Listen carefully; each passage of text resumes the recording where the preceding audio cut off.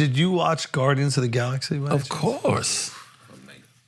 Of course. I watched Guardians of the Galaxy. I heard an unbelievable theory about this. Talk to me. First of all, incredible film. It was good. Heartfelt, so heartfelt. I enjoyed it. James Gunn is an absolutely brilliant creator. I enjoyed it. In his ability to like pull at your heartstrings, but in a way that makes you feel happy. I was talking to Shub about this, and Shub was doing some kind of research about like what was specifically so good about the journey and the story.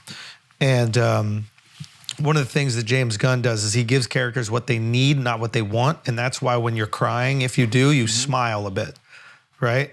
It's like that beautiful scene with the dog.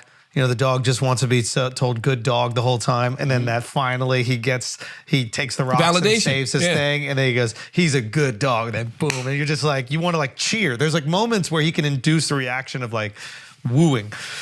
So Shub hit me with this theory. And he goes, you're familiar with James Gunn's history with Marvel? Yes. Do you know about his firing? He got fired for some Me Too shit, right? Or am I tripping? No, not Me Too, but it was around, it was tweets like joking about like pedophilia. But it was clearly sarcasm and jokes or whatever. But this was at the time where everybody was going back into tweets and like canceling people.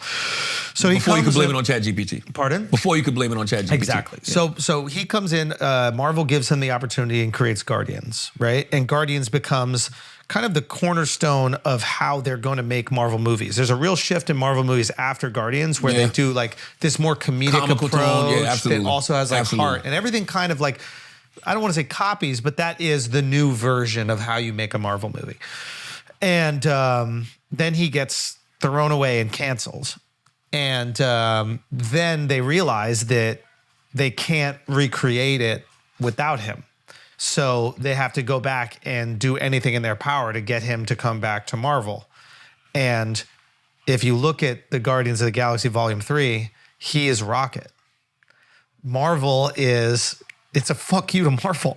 So Rocket Raccoon. Marvel is the evolutionary, the high evolutionary, right? Who creates life, gives the opportunity, gives the opportunity can't quite get it right. to James Gunn, can't quite get it right. And then all of a sudden the thing that he gave the opportunity, the thing he created had independent thought, something that Marvel couldn't create and made the thing that Marvel couldn't create. So now I need you back. He tries to throw him away because he thinks he can recreate it, but they cannot create without that thing that Rocket Raccoon made the independent thought. So he does everything he possibly can to get him back to create the thing. And ultimately he goes, fuck you, I don't need you, I'll go somewhere else. And where is that? DC. Now, who knows if somebody just put this meeting on top of the movie, but there are some fucking great parallels right there. Fantastic theory. Isn't that fucking cool? I thought Shiv cooked that up. I was like, that's incredible. Fantastic theory. Yeah. And I mean, and he starts his own new team at the end. You know what I mean? Where he's the leader. Yeah, no longer a bit player. It makes perfect sense to me. You're the captain Run now. with that, What is James Gunn doing? Yeah. He is the captain at DC. James Gunn has me interested in DC. I hate DC. DC has historically sucked. But he is so good at storytelling and evoking emotion that like I gotta give him a shot. The Flash looks fantastic. The trailers for The Flash look fantastic. Oh, I thought you were talking about Designer flying back from Tokyo. No. No. No.